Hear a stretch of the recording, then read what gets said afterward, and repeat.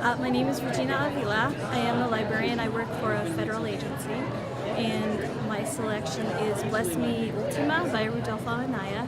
I selected this book because the language that the author writes in is very familiar to me.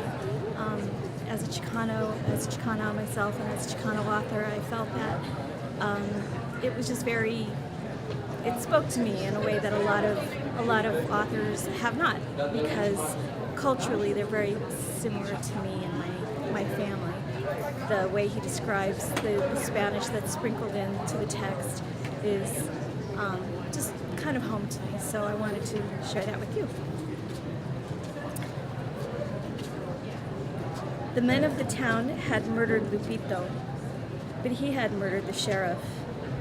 They said the war had made him crazy. The prayers for Lupito mixed into the prayers for my brothers. So many different thoughts raced through my mind that I felt dizzy and very weak and sick. I ran the last of the way and slipped quietly into the house. I groped for the stair railing in the dark and felt a warm hand take mine.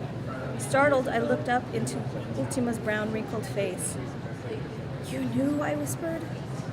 I understood that she did not want my mother to hear. "See," she replied.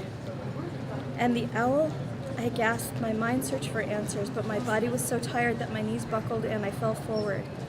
As small and thin as Ultima was, she had the strength to lift me in her arms and carry me into her room.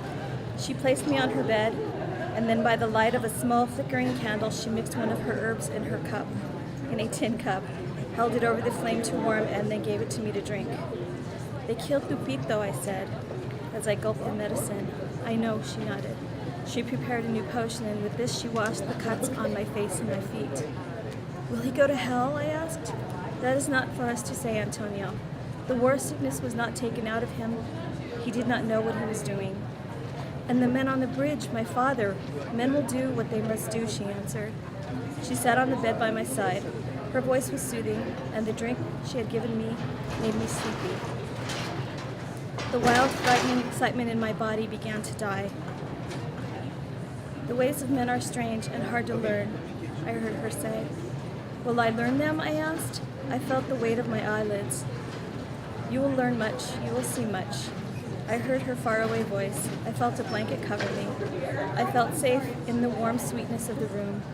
Outside, the owl sang its dark questioning in the night, and I slept.